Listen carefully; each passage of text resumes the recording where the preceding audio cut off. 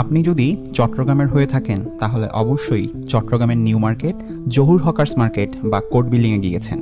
হয়তো এবার ঈদেও যাবেন, কিন্তু এটা কি জানেন এইসব স্থাপনা একটা পাহাড়ের উপর দাঁড়িয়ে আছে, আর পাহাড়টার নাম হলো পরীর পাহাড়, ইংরেজিতে ফেরি সিল। এই পাহাড়ের আছে একটি বিস্তৃত ইতিহাস, আজকে সেটাই আপনাদেরকে জানাবো। ইংরেজদেরও আগে পাহাড়টি ছিল একজন পর্তুগিজের সম্পত্তি, তার নাম ছিল জন হ্যারি। জন হ্যারি থেকে এই পাহাড় কিনে নেন একজন ইংরেজ ক্যাপ্টেন টেক্সরা। পরে টেক্সরা সাহেব থেকে আরেকজন ইংরেজ প্যারেডা সাহেব এই পাহাড়টা কেনেন।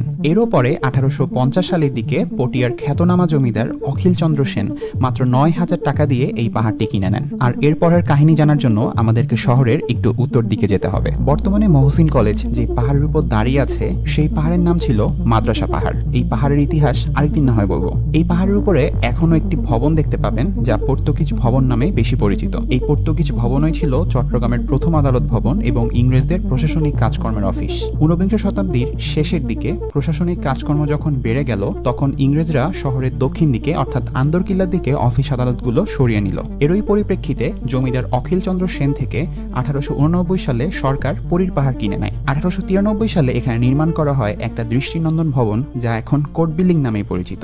1964 সালে পাকিস্তান আমলে পাহাড়ের দক্ষিণ দিকে নির্মাণ করা হয় বিপণী বিতান, যাকে আপনারা নিউ মার্কেট নামেই চেনেন। এরকম আরও ইতিহাস সম্পর্কিত তথ্য পেতে এখনই আমাকে ফলো দিয়ে রাখুন।